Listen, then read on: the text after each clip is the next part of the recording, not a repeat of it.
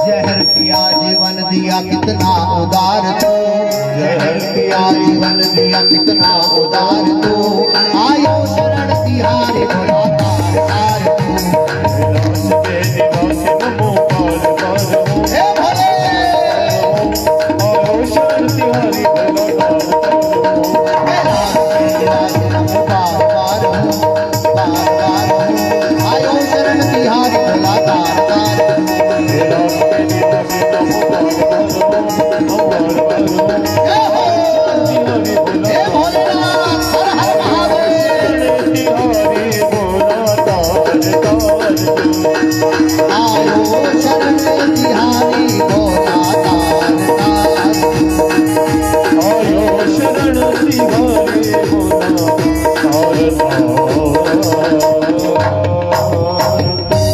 शिव नमः पार्वती पते हर हर महादेव।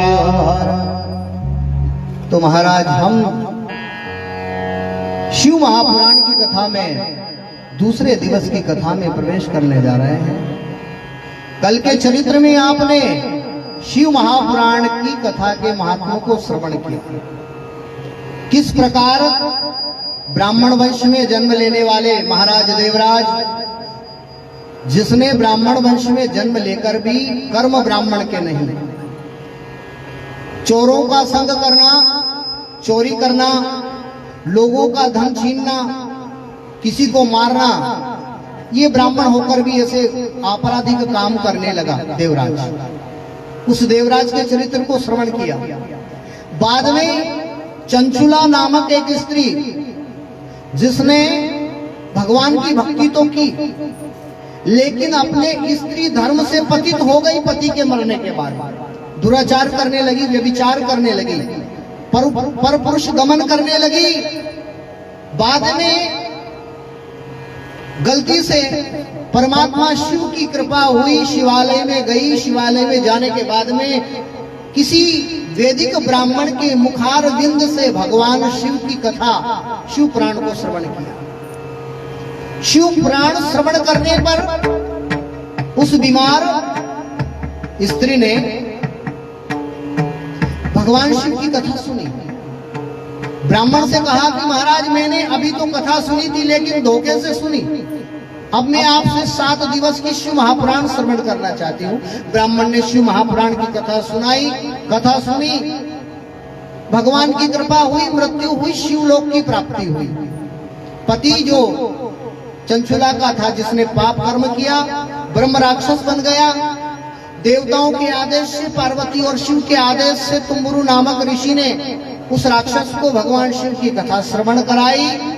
वो भी देव स्वरूप हो गया, भगवान शिव के समीप कैलाश में गया। आदि कथाएं तुमने कल के चरित्र में सुनी। आइए आज के चरित्र में भगवान की ऐसे परम तत्व को जानने वाली, जीवन के सार को जानने वाली भगवान शिव के चरित्र आप श्रवण कर रहे हैं। आइए आगे कौन सा चरित्र भगवान शिव करते हैं, भगवान की कृपा से कौन सी लीला भगवान शिव करते हैं। एक बार शिव महापुराण की कथा में ब्रह्मा और विष्णु के बीच में भ्रम पैदा हो गया। जो व्यक्ति ज्यादा ज्ञानी हो जाता है, उसको भ्रम भी उतना ही ज्यादा हो जाता है।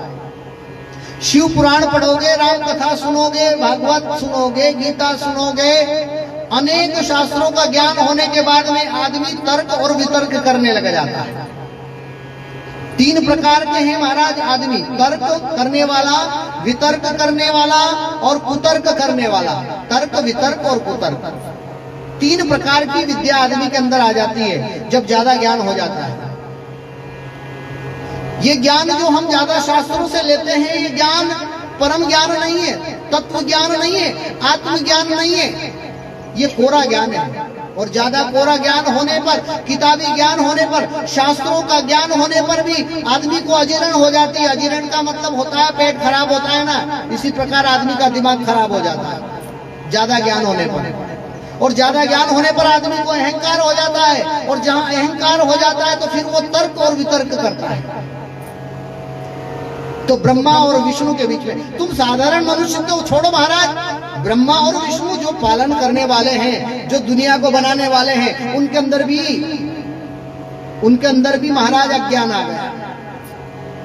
वो भी लड़ाई करने लगे निराकार और साकार के लिए।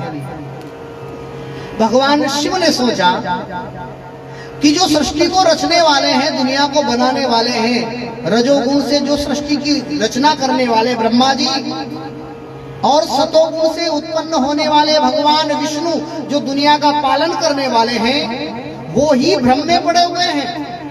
भगवान शिव ने ऐसी कृपा करी, जब भगवान ब्रह्मा और विष्णु के बीच में लड़ाई चल रही है, भगवान ने क्या करा, एक अग्नि रूप बनकर उनके बीच में भगवान प्रकट हो गए।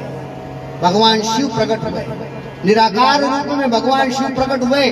प्रकट होने के बाद में दोनों के अज्ञान को दूर किया। भगवान शिव ने बताया कि मैं साकार रूप में भी मैं ही हूं, निराकार रूप में भी मैं ही विद्यमान हूं। भगवान शिव ने कहा है कि रजोगुण से तुम्हारे अंदर विराजमान होकर मैं सृष्टि की रचना करवाता हूं और सतोगुण का रूप धारण करके तुम्हारे अंदर, विष्णु से कहने लगे, तुम्हारे अंदर ही मैं पालन करने की शक्ति पैदा करता हूं। और जब संसार में अपराध और पाप बढ़ जाते हैं, तभी तमोगुण रूप लेकर शिव रूप धारण करके मैं इस सृष्टि का संहार करता हूं। तीनों ही गुण मेरे हैं, रजोगुण मेरे हैं, सतोगुण मेरा है, तमोगुण भी मेरा है, निराकार रूप भी मेरा है, साकार रूप भी मेरा है। समझो ऐसे महाराज कि निराकार दिखाई नहीं देता, निराकार के बारे में बोला नहीं जाता, निराकार के बारे में कहा नहीं जाता, क्योंकि निराकार ऐसा है जिसको हम भाव में उतार सकते हैं, लेकिन उसको वाणी में नहीं उतार सकते। साकार और निराकार में इतना ही अंतर है महाराज। साकार सीढ़ियां हैं और निराकार मंजिल है।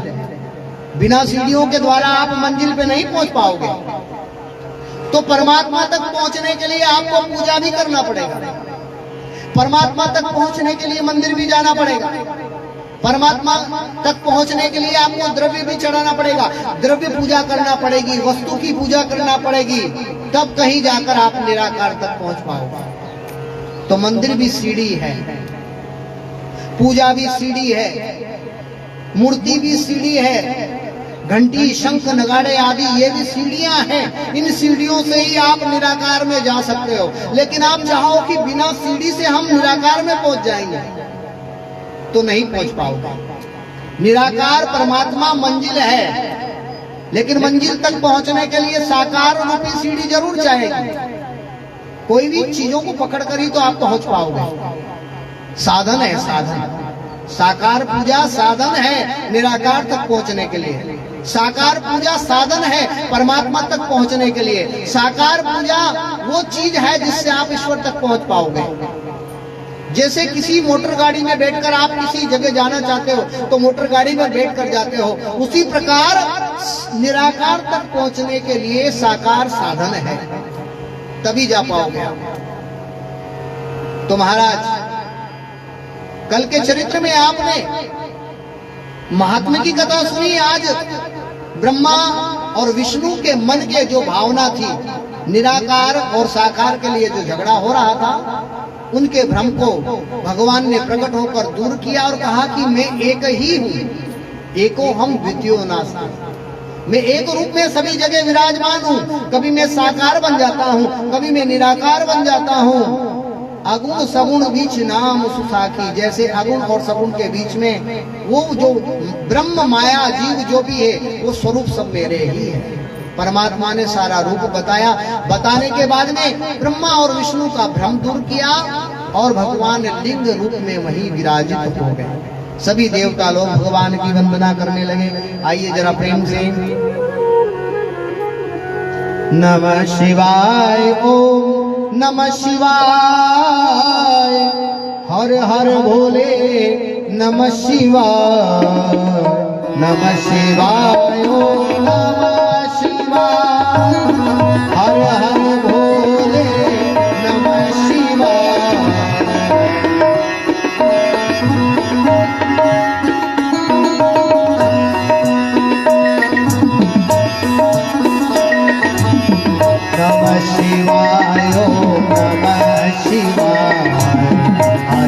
है।